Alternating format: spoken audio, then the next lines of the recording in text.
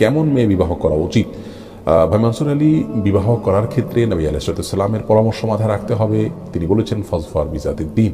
নানা মানুষ নানা দিক দেখে মেয়েদেরকে বিবাহ করে, তবে তুমি দিনদারিতা দেখে, তাকওয়া দেখে, আল্লাহ ভীতি দেখে, আল্লাহর আদেশ নিষেধের প্রতি শ্রদ্ধা এবং মান্য করার মানসিকতা, এটা দেখে তুমি তোমার জীবন সঙ্গী নির্বাচন করবে। অতএব আপনি পাত্রী দেখার ক্ষেত্রে প্রথমত দেখবেন তিনি নামাজ পড়েন কিনা, তা হালাল হারাম বাজ বিচার করে চলেন কিনা, আল্লাহর ভয় অন্তরে জাগ্রত রাখেন কিনা, আল্লাহ এবং তার রাসূল সাল্লাল্লাহু আলাইহি সাল্লামের আদেশ নিষেধের সামনে নিজেকে সারেন্ডার করে দেন কিনা, এটা হলো প্রথম দেখার বিষয়।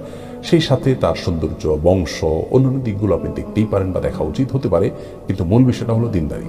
সেই সাথে অল্পে তুষ্ট থাকা, যদিও এটা দিনদারির অংশ, কিন্তু আলাদা করে এটা বলতে হচ্ছে, কারণ মেয়েদের অন্যতম গুরুত্বপূর্ণ বৈশিষ্ট্য হলো অল্পে তুষ্ট থাকা।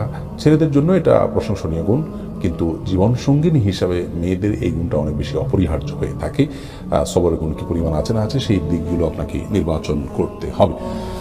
মোর্শেদ খানের পরে প্রশ্ন করেছেন, কোনো পাওনাদারের কাছ থেকে শক্তি প্রয়োগ করে টাকা আদায় করা যাবে কি না? ভাই মোর্শেদ খান, পাওনাদারের কাছে পাওনা পরিশোধের জন্য তাকে আপনি প্রেশার ক্রিয়েট করতে পারেন, তবে সেই প্রেশার ক্রিয়েটটা যেন জুলুমের পর্যায়ে না যায়, সেদিকটা আপনাকে খেয়াল রাখতে হবে। আর মনে রাখা উচিত যে রাসূল করিম সাল্লাল্লাহু আলাইহি ওয়াসাল্লাম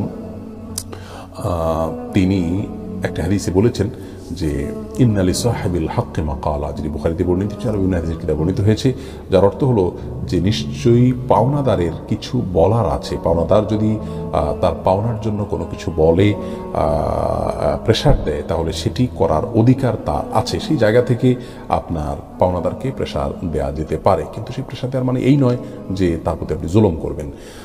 তার সাধ্য না থাকলেও তাকে আপনি অত্যাচার করা উচিত নয়, বরং এর বিপরীতে রাসূল আকরাম সাল্লাল্লাহু আলাইহি ওয়াসাল্লাম নেকামলের মধ্যে এটিকেও গণ্য করেছেন যে একজন মানুষ তার পাওনাদারকে পাওনা পরিশোধের জন্য একটু সহজ করে দিবেন, সময় দিয়ে দিবেন, ছাড় দিবেন, কিছুটা কমিয়ে দিবেন, কিস্তি করে দিবেন।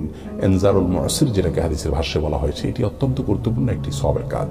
সেটি করতে পারলে ভালো। তারপরে যদি কেউ আপনাকে আপনার টালবাহানা করে, দিতে না চায়, থাকার পরও সে ঘোরাঘুরি করে, এই টাইপের যদি হয়, তাহলে সেক্ষেত্রে তাকে আপনি প্রেশার ক্রিয়েট করার অধিকার আছে, কিন্তু সে জুলুমের পর্যায়ে জাস্ট আপনার টাকা আদায়ের জন্য আপনি তাকে চাপ দিতে পারেন, এটি অধিকার আপনার আছে।